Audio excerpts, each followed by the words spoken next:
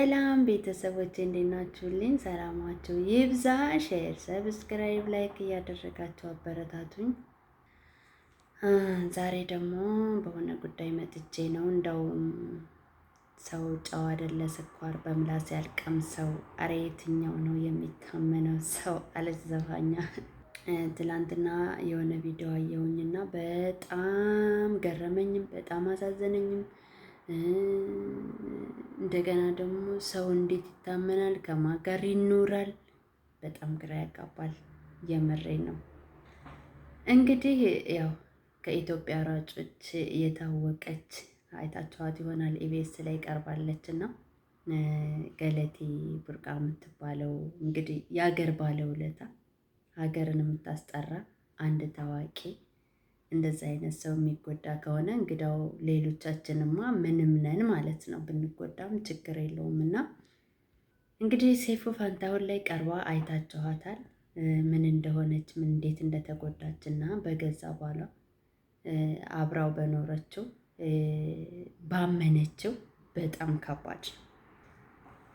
ሰው ይሄን ያክል ታምኖ በትዳር እንግዲህ የህይወት አጋሬ ብሎ በሚቀርበው ማለት ከጠላቴ ራሴን እጠብቃለሁኝ ከወዳጄ ግን እግዚአብሔር አንተ ጠብቀኝ የሚባለው ነገር ይሄ ነው። እንግዲህ ዘመኗን በሙሉ በሩጫ አሳልፋ ያን ያክል ዋጋ ከፍላ ዛሬ ደግሞ እንግዲህ ጎዳና ላይ ልወጣ ነው ብላ ስትናገር ሰምታችኋታል። እርግጠኛ ነኝ ያልሰማችሁ ካላችሁ በጣም ይገርማል። እና ሰው በዚህ ልክ ይጨክናል ብዬ አላስብም። እውነት ማለት የሰው ልጅ መቼም ሰው ሆኖ የተፈጠረው የሆነ ሕሊና አለው ብለን ነው የምናስበው፣ የሚያስብ ማለት ነው። ይሄን ያክል በዚህ ጥግ ሄዶ ሰው ለዛውም ሴት ልጅ በጣም የሚከብድ ነገር ነው። እኔ አንዳንድ ሰው በጣም እኔ እንጃ በስመ አብ እግዚአብሔር አልፈጠረውም እንዴ ሕሊና አልፈጠረለትም እንዴ እስከምትሉ ድረስ ማለት ነው። ሰው ሲታመን አምናችሁ የሆነ ነገር ስታደርጉ ያ ሰው ሲክዳችሁ ለዛውም ደግሞ እንግዲህ የትዳር አጋራችሁ በሆነ ሰው ያው እኛ ጋር ምንም ችግር የለውም፣ የታወቀ ነው። ሴት ልጅ በቃ ሴት ልጅ በዚህ ልክ ነው የምትጎዳውና ሴት ልጅ በዚህ ልክ ትጎዳለች። እንግዲህ አንድ ታዋቂ ሀገርን ያስጠራች ሕዝብን ያስጠራች ለሀገሯ ዋጋ የከፈለች በብዙ ነገር እንትን ያለች ይሄን ያክል የምትጎዳ ከሆነ ሌሎችም እንግዲህ በየጓዳችን ስንቶቻችን እናለቅሳለን። ግን ሰው እኔ አብሶ በዚህ ዘመን ሰው ጠላቱ የሴት ልጅ ጠላቷ አንዷ ባሏ ነው። ያው ብዙዎች ሁሉም ባይሆኑ ማለት ነው ሁሉም ባይሆኑ ብዙዎች አሉ እንግዲህ አረብ ሀገርም ተሰርቶ እየተላከላቸው አፈርድም የተግጡ በጣም ግፍ የሆነ ነገር እኮ ነው የምር በጣም ግፍ። እግዚአብሔር ግን ይበቀላል። መቼም የደካሞች አምላክ ነው። ሴት ልጅ ወንድ ልጅ ንጉሷ እንዲሆን ወይ ደግሞ ራስ እንዲሆን እንዲያግዛት ነው። ንጉስ ነው በቃ የሴት ልጅ ንጉስ ነው ወንድ ልጅ ማለት ነው። ግን በዛ ልክ ደግሞ የሚጎዳት የሚሰባብራት ዘመኗን እድሜዋን ልጆች ከወለደች በኋላ በጣም ብዙ ዋጋ የምትከፍለው አብዛኙ ሴት በባሏ ነው። ምንም ጥርጥር የለውም። አንዳንድ የታደለ እንዳሉ በጣም መልካም ሰዎች በጣም መልካም ባሎች እንዳሉ ሆነው ግን በጣም የሚጎዱት ደግሞ በምንወደው በምናፈቅረው ፍቅረኛም በሉት ባልም በሉት በዚህ ዘመን በጣም ብዙ ሰው የሚጎዳበት ነገር ይሄ ሆኗል። በጣም ነው ያሳዘነኝ እውነት።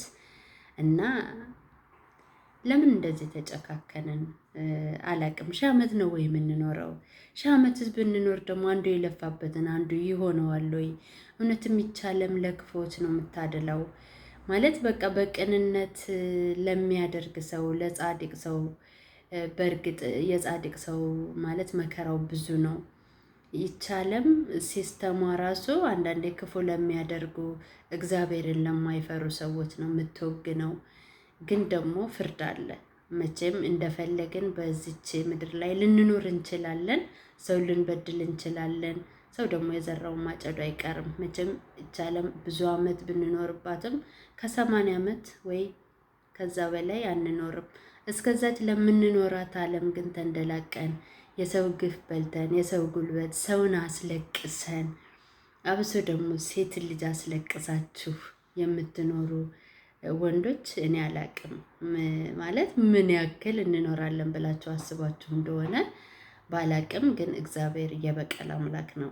ለደካሞች ይበቀላል እግዚአብሔር እና ሰው እግዚአብሔርን ቢፈራ መልካም ነው። ያንን ሁሉ ንብረቷን አታ ያው ሰምታችኋት ከሆነ ማለት ነው ዛሬ ጎዳና ላይ ለመውጣት የምትንደረደር አንድ ጀግና ማለት ነው። እንግዲህ የጊዜ ጀግና ነው እንጂ የሰው ጀግና የለውም ይባላል እና ለሷስ የኢትዮጵያ ሕዝብ አለላት ማለት በቃ ለካ አንዳንዶቹ ብን ብለው ከሀገር ወጥተው ለሌላ ሀገር ተሸጠው ማለት ሌላ ዜግነት ወስደው እንትን የሚሉት ለዛ ነው። በጣም ምን እንጃ በስመ አብ ኢትዮጵያ ላይ በኢየሱስም እና ባንበዳደል ባንጨካከን እርስ በራሳችንም ያው ይሄ እርግጥ የሰው ልጅ ጠላቱ የገዛ ቤተሰቡ ነው ይላል መጽሐፍ ቅዱስም። የገዛ ቤተሰብ ማንነታችሁን የማያውቅ ሰውማ የት አግኝቶ ይጎዳችኋል? እንደገና ደግሞ እናንተም ትጠነቀቃላችሁ። ሌላ ሰው መጥቶ እንዳይጎዳቸው እናንተ ራሳችሁን ትጠብቃላችሁ። ግን ወድሻለሁ እያለ አብሮ የሚበላ አብሮ የሚጠጣ የወደፊት ህይወቴ ነው ብላችሁ ብዙ ዓመት አብራችሁ ትኖራችሁ በዚህ ልክ ከጀርባ ሸምቆ ተመሳጥሮ በጣም ነው የሚከብደው። በጣም ነው የሚያሳዝነው የምር። አንዳንድ ሴት ራሷ ፈርድ ግጣ ሌላ ሀገር ሄዳ ሰርታ ከአመድ ከትቢያ ላይ በቃ አሳዝኗት ወይ በቃ አለ አይደለ አንስተው፣ ግን መጨረሻ ላይ ደግሞ የራሷ ባላጋራ የራሷ ጠላት ነው የሚሆነው እና ብዙ ዘመን አይነ ስውር ሆኖ የኖረ ሰው ዱላው ነች የምትመራው ማለት ነው። ዘመኑን በሙሉ ዱላው ነች የምትመራው ምርኩዙ ማለት ነው እና የሆነ ሰዓት ላይ አይኑ ሊበራለት ይችላል እና ሲበራለት ግን የመጀመሪያ የሚጥለው ያችን ዱላ ነው፣ ያችን በትር ነው የሚጥላት ማለት ነው። እና አንዳንድ ወንዶችም አሉ ሴቶችም አሉ፣ ግን አብዛኝ ጊዜ አረብ ሀገር እንኳን መጥተን አፈርድሜ ግጠን ለውጠናቸው በቃ ተለውጠን ለትዳሬን ልለውጥ ልጆቼን ላስተምር ለሱ የሆነ መኪና ልግዛለት ባጃጅ ልግዛለት ብላ መጥታ አፈርድሜ ግጣ ህይወቱን ከቀየረችው በኋላ እሷን ትቶ ሌላ ነው የሚያገባው። እና እኔ ማን ታምኖ ማንስ ይገባል? ልጆቻችንስ ምን አይነት እጣ ፈንታ ነው የሚደርሳቸው? ነው ግፍ የተሞላባት ምድር ነው። ዓለም ግፍ የተሞላባት ናት። በእርግጥ ግን ደግሞ እንደዚህ አይነት ነገር ስንሰማ እግዚአብሔር እንዴት ነው ልጆቻችን የሚያስመልጠው? ደግሞ እኛስ ማንና ምን ነው? ወደፊት እንግዲህ አይታወቅም መቼም። የሰው ልጅ እኮ እኖራለሁ ብሎ ትዳርም ይመኛል እና ማን ይታመን? እሺ በዚህ ዘመን ወንዱም ሴት ማመን ይከብደዋል፣ ሴቱም ወንድ ማመን እና ማለት ሰይጣንም ይሄ ነው እቅዱ። ይሄን ያክል ምሳሌ አድርጎ ቁጭ አድርግና ትዳር እንዳይጸና ሰው ብቻውን በቃ ብቻዬን ብኖርስ ብላ ሴት ልጅ ወስና እንድትኖር ያደርጋልና በጣም በጣም የሚከብድ ነገር ነው። እንግዲህ እግዚአብሔር መልካም ነው፣ በመከራ ቀን መሸሸጊያ ነው። ከእግዚአብሔር ውጭ ያው ይሄንን ችግር የሚፈታው የለም ብዬ አስባለሁ። እግዚአብሔር ለሁላችንም ልቦና ይስጠን።